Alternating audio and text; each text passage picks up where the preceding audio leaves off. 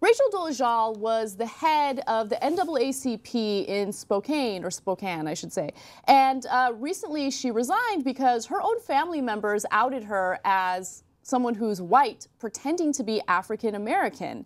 Now, she had to step down because of all the controversy in the media. People have been tearing her apart. But what I think is more interesting about this particular topic is the fact that the African American community itself seems pretty split on whether or not they should defend her or criticize her. So we'll get into a little discussion about whether or not she's guilty or not guilty, I guess.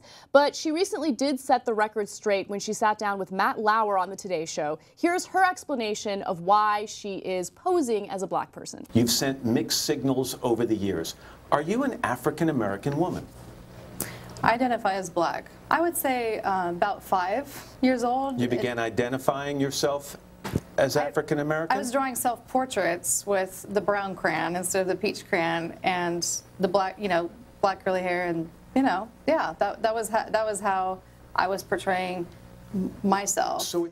Now, despite the fact that people want to make this a black and white issue, I know that sounds a little punny, but the reality is this is a nuanced issue, and there's a lot that we don't really know about her. Like, what are her intentions? I mean, she's done things in the past that are kind of questionable. For instance, she sued Howard University for reverse discrimination when she identified as white. And then later on, she identified as black. Did she use that as a way to get certain benefits in her job, in education, whatever it is?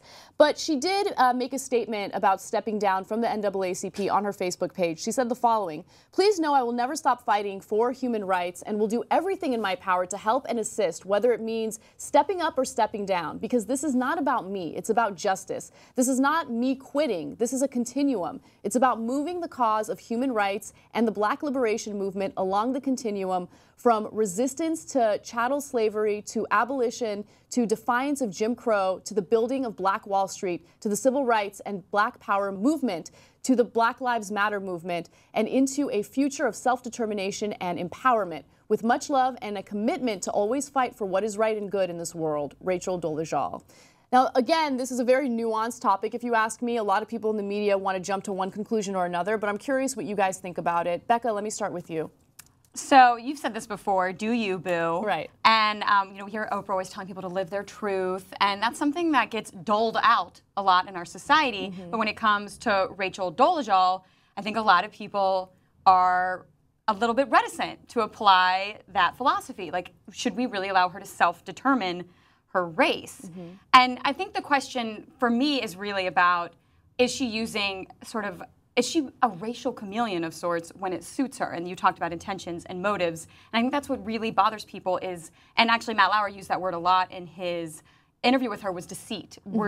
Were you deceiving people in order to somehow further your own interests?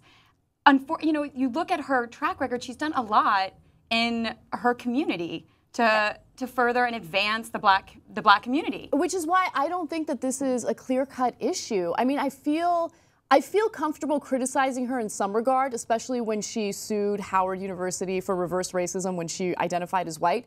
But then people are not all good or all bad. She did a lot of good things for the black community, and I feel like, yes, she was deceitful, but I don't think that should necessarily take away from what she did accomplish. Charlie, what do you think? Make your point. I've just really never been convinced that this is a news story, certainly not a news story that's worth like weeks and weeks in the press, because I just don't, usually in news, if one person is a microcosm for a larger issue, then that's something. But here, I don't think there are a ton of people doing what she's doing. Mm-hmm. And so I think, she lied. We all lie. That's not news. She's pretending to be a race that biologically she's not. There's just not a larger segment of the population that's doing that. So to go over and over if this is right or wrong, yeah. I don't know that it's beneficial. But look, to the credit of people who are having smart conversations about this in the media, it does bring up issues that I don't think we've talked about enough, like the fact that race is a social construct. Mm-hmm. A lot of people didn't know that. And so now we're having really important conversations about things like that. And I think there are individuals out there who are born into a culture that they don't necessarily identify with. And if they identify with a different culture or a different race, is it necessarily a bad thing to style yourself or or act a certain way to be part of that group that you identify with? I think those are all interesting questions. Now, here's the personal question related to the story. Have you ever lied to get something that you wanted, Becca? You know, I might have told. I initially was like, maybe I've done this on Tinder. There's been a couple times. Of course. Well, and I'm talking like just little white lies. I don't think anything major, though. You know, nothing that, I mean, on this level, where we're talking about like advancing your career or professionally speaking, Right.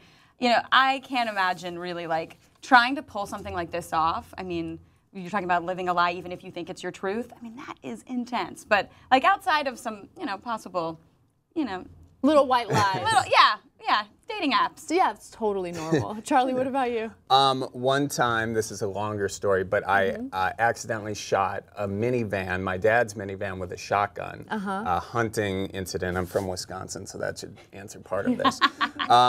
But after doing that, my dad was like, "Congratulations, you just bought my minivan," after saying several other 4-letter words. Oh my gosh. And upon trying to resell the minivan, I did not disclose the fact that those little holes in the front console were bullet holes.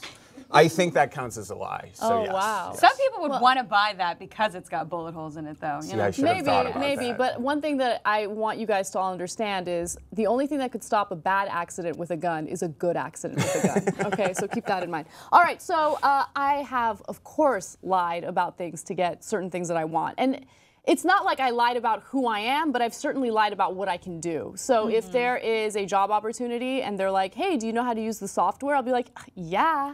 Because how freaking difficult is it to learn the software? So it's stuff like that. Yes, I'm so on your level. Every Yeah. time I've ever put like proficient in Microsoft Excel, that is a huge lie. Yeah, exactly. But here's Like, the thing. I really have no idea. how to We use it. live in the age of YouTube videos and tutorials. You can learn how to do anything on YouTube. It's amazing. I learned how to edit videos on YouTube. I learned how to do so much. And so I always lie about what my abilities are. I'm very skilled, okay, based on what I've put in my resumes. Anyway, what about you guys? Have you ever lied about yourself in order to get what you want? And what do you make about the Dolezal story? Do you think that she's guilty, not guilty? Do you also agree that there's a lot more nuance to this story? Comment in the section below. We love reading your thoughts, and we will see you soon.